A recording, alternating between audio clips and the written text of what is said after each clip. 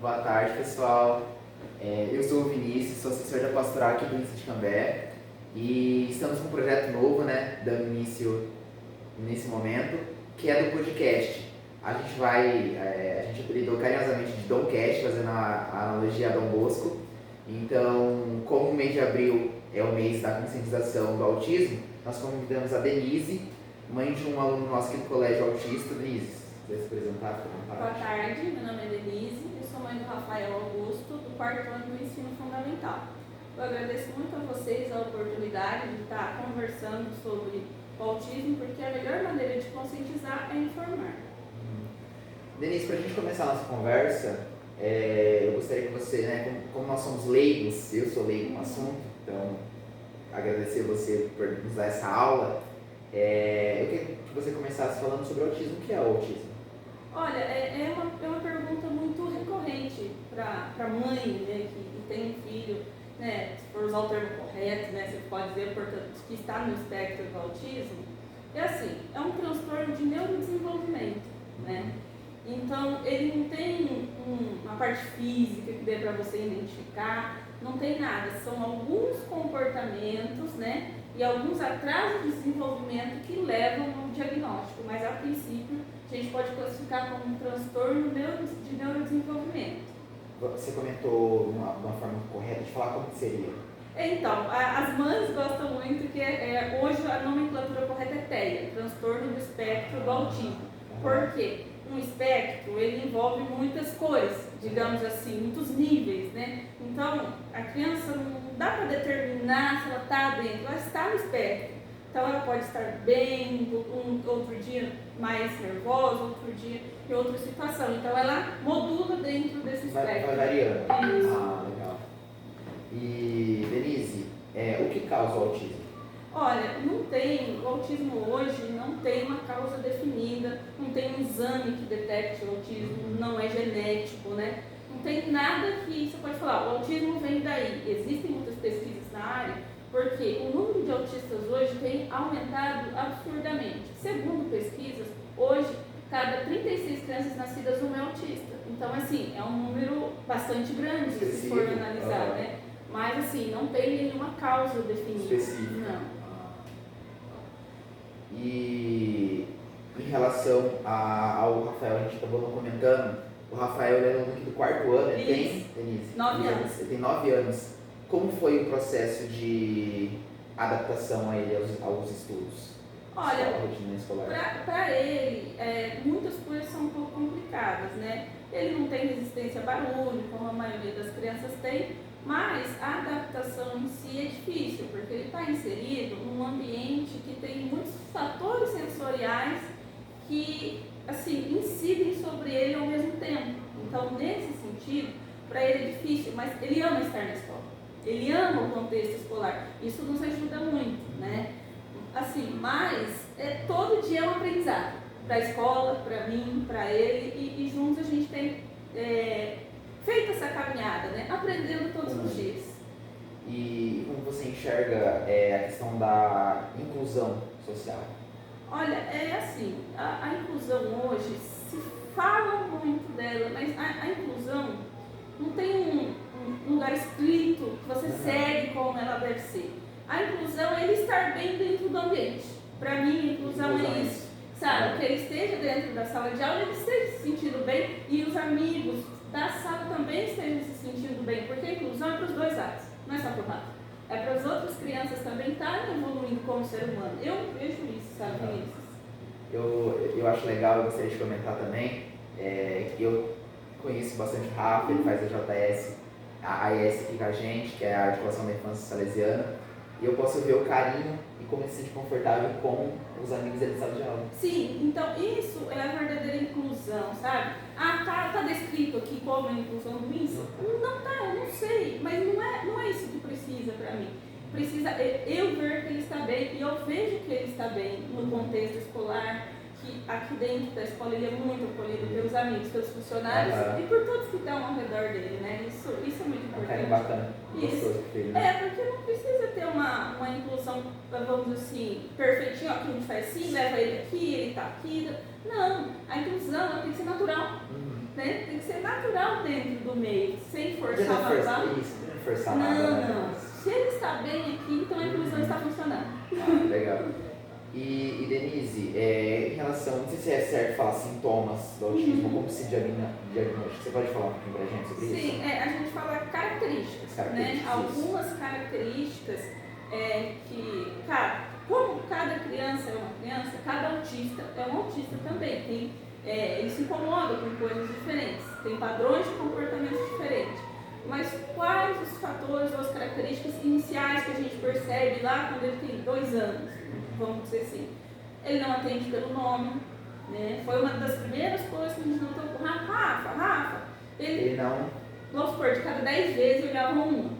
Sabe? Quando assim, tipo, era uma coisa muito do interesse dele. Né? Um atraso na fala, né? O atraso na fala é muito característico da criança autista. Padrões de repetição, o que seria isso?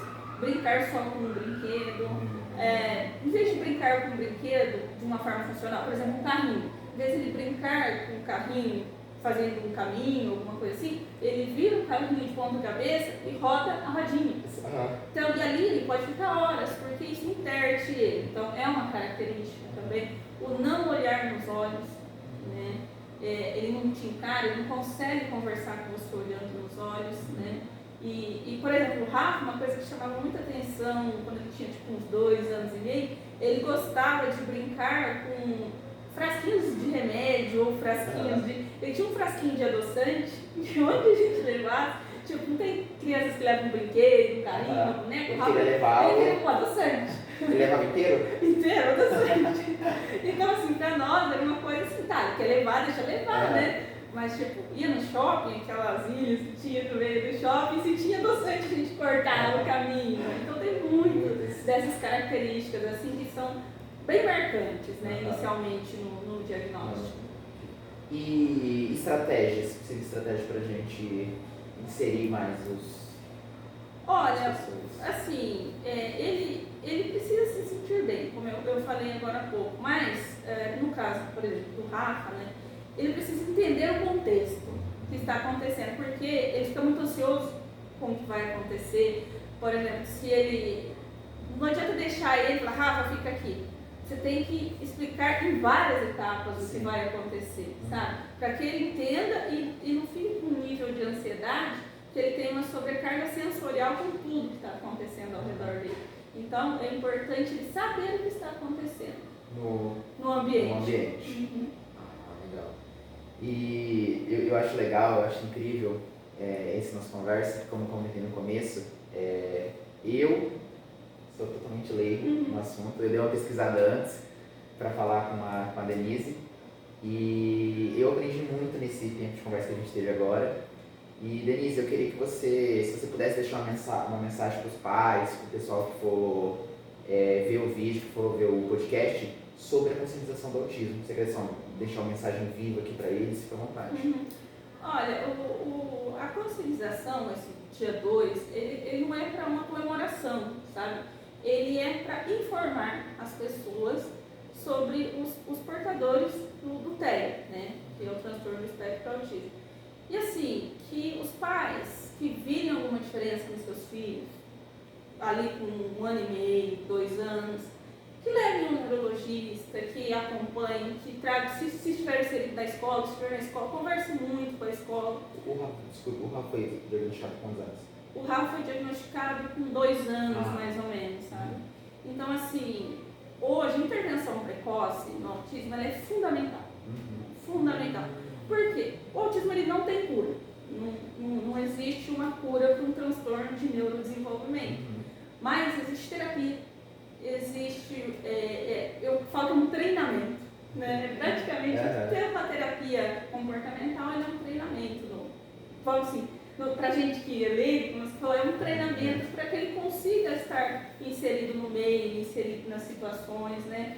Por exemplo, estar aqui na escola, a hora que toca um sinal, a hora que um barulho mais alto, isso tudo a gente conquistou aos poucos, né? Tudo que ele conquista a cada dia é fruto de muita terapia, de uma equipe multidisciplinar envolvida, né? Hoje todos estão em função da escola, né? Porque aqui é que ele vive, é aqui que ele vai aprender um comportamento, né? Então, estar junto com a escola sempre, sempre, sempre, porque aqui eles vão ser os nossos olhos, né? Vão ser os nossos olhos que vão estar cuidando da criança para nós. E assim, que os pais vejam, que os pais notou qualquer coisa diferente, procure um neurologista ou um psiquiatra, que seja, né? Porque quem é mãe sabe, coração de mãe não engana. Viu? Sentiu lá. Tem alguma coisinha? Já leva, porque eu acho assim, nunca é demais. Nunca é demais você cuidar, porque a intervenção precoce muda a vida da criança. Muda como mudou a vida do Rafa. Se hoje ele está aqui, conseguindo ficar dentro de uma sala de aula com mais 25 alunos, tem por trás disso 7 anos de terapia. Dá certo. Ele vai, e uma preocupação das mães meu filho vai ter uma vida normal, vai conseguir estar no meio dos outros? Ele pode conseguir um nível de suporte ou não, mas vai depender de quanto antes você começar esse trabalho. O tratamento precoce é um chave. É chave para que você consiga oferecer o melhor para o seu filho. Né? Eu acho que assim, é a mensagem que eu gostaria de deixar. Denise, mais uma vez, a gente quero agradecer em nome do INSA. Muito obrigado pela nossa conversa. Com certeza vai conscientizar ainda mais as pessoas sobre o autismo. E é isso. Obrigado, viu? Obrigada, Denise. Até a próxima. Até. Tchau, tchau, pessoal. Tchau. E aí, Rô?